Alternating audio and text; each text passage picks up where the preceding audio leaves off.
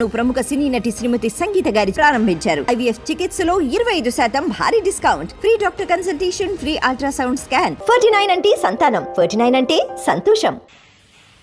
విజయవాడ ప్రజల కష్టాలను చూసి గుండె తరుక్కుపోతుంది. చిన్నపిల్లలు, మహిళలు, వృద్ధులు ఈ వరదల బారిన పడి ఎంత నరకం అనుభవిస్తున్నారో వారి మాటలు వింటుంటేనే మనకు అర్థమవుతుంది.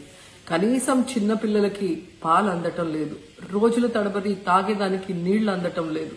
ఈరోజు ఎంతమంది వరదల్లో కొట్టుకుపోయారో అర్థం కాని పరిస్థితుల్లో అందరూ కూడా బాధపడుతూ ఏడుస్తూ ఉన్నారు. నిజంగా ప్రజలు ఇన్ని కష్టాలు పడటానికి, ఇంతమంది ప్రాణాలు పోవటానికి ఈ రాష్ట్ర ప్రభుత్వం కారణం కాదని నేను అడుగుతున్నాను. ముఖ్యంగా మంత్రుల విహారయాత్రలు, హాలిడేస్ ఎంజాయ్ చేయడంలో ఉన్న చిత్తశుద్ధి రాష్ట్ర ప్రజల మీద లేదు అని నేను గట్టిగా చెప్పగలను. ఇదేదో నేను విమర్శించడానికి చెప్పటం లేదు. 28వ తేదీనే 30వ తేదీలో వర్షాలు రాబోతున్నాయని చెప్పి వాతావరణం సమాచారం ఇవ్వటం జరిగింది ప్రభుత్వానికి. అయినా కూడా ముఖ్యమంత్రి గాని, మంత్రులు గాని ఎటువంటి సమీక్షలు చేయకుండా, ప్రజల్ని అప్రమత్తం చేయకుండా నిర్లక్ష్యం వహించడం వల్లే ఈరోజు ఇన్ని లక్షల మంది వరద నీళ్లలో మునిగిపోయారు. ఇంతమంది ప్రాణాలు పోగొట్టుకున్నారు. ఎంతమంది తిండి లేక, కరెంటు లేక, తాగునీళ్లు లేక, పసిబిడ్డలకి పాలు లేక ఎంత అవస్థలు పడుతున్నారో మనం అందరం కూడా గమనిస్తున్నాం. నిజం, చంద్రబాబు నాయుడు గారి ఇంటికి 3 కిలోమీటర్ల దూరంలోనే ఇంత పెద్ద విపత్తు జరిగినా ప్రజల్ని కాపాడలేకపోయారు అంటే ఇది రాష్ట్ర ప్రభుత్వం, రాష్ట్ర ముఖ్యమంత్రి వైఫల్యం కాదని నేను అడుగుతున్నా. ఈరోజు కరకట్టు మీదున్న అక్రమ కట్టడాలని కాపాడటం కోసమే విజయవాడని ప్రజల్ని ముంచేశారు అనటంలో నిజం లేదా అని నేను అడుగుతున్నా. గంట ముందు ప్రజలకు చెప్పినా వాళ్ళు ముంపు బారిన పడేవారు కాదు.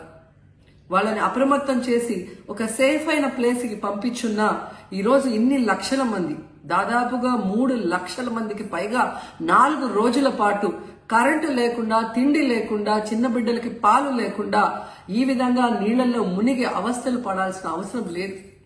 దురదృష్టం ఏంటంటే ఈ రాష్ట్ర ముఖ్యమంత్రి నుంచి మంత్రుల వరకు ఎప్పుడు ఫ్రైడే వస్తుందా, ఎప్పుడు హైదరాబాద్కి వెళ్దామా, లేదా ఎప్పుడు విహారయాత్రలకు వెళ్దామా అని ప్లాన్ చేసుకోవడంలోనే చిత్తశుద్ధిగా ఉన్నారనేది ఈ 5 రోజులు మీరు చూస్తే మీకే అర్థమవుతుంది.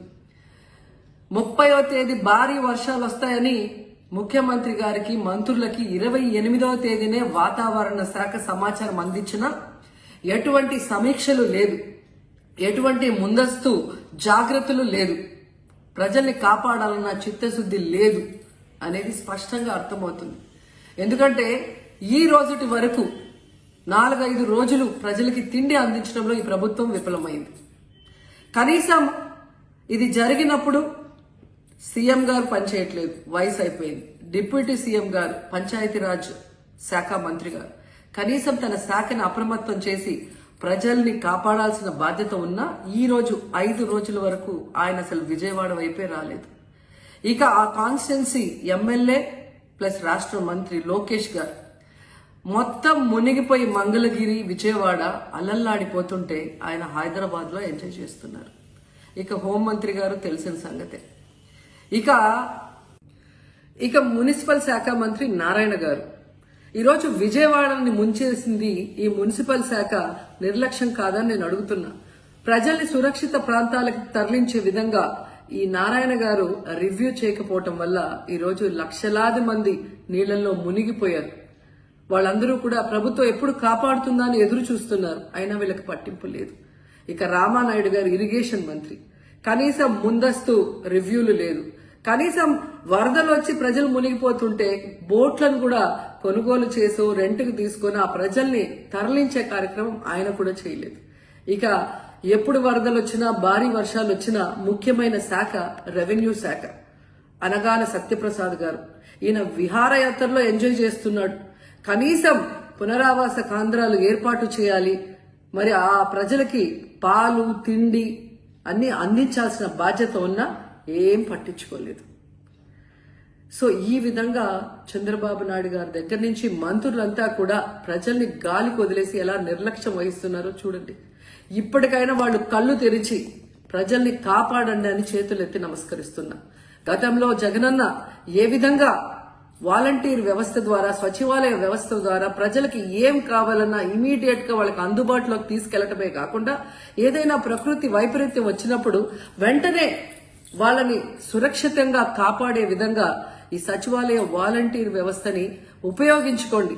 జగనన్న మీద కక్షతో ఆ వ్యవస్థల్ని నాశనం చేయడం వల్లే ఈ రోజు ప్రజలకు ఎవరు ఏం అందించలేకపోతున్నారని తెలుసుకోండి. అండ్ ఈరోజు జగనన్న విజన్ ఉన్న నాయకుడు, ప్రజల్ని ప్రేమించే నాయకుడని మరోసారి రుజువు చేసుకున్నారు. ఆయన కట్టించిన ప్రొటెక్షన్ వాళ్ళు లేకపోతే ఇంకా 1,50,000 పైగా కుటుంబాలు మునిగిపోయే ప్రమాదం ఉండేది. ఈ రోజు ఆ ప్రాంతమంతా సేఫ్ గా ఉంది విజయవాడలో ఒక సైడ్ అంటే అది జగనన్న ప్రజల పట్ల ఉన్న అభిమానంతో ఆ ప్రొటెక్షన్ వాల్ కట్టించడం అనేది కూడా మనం అందరం గుర్తుంచుకోవాలి.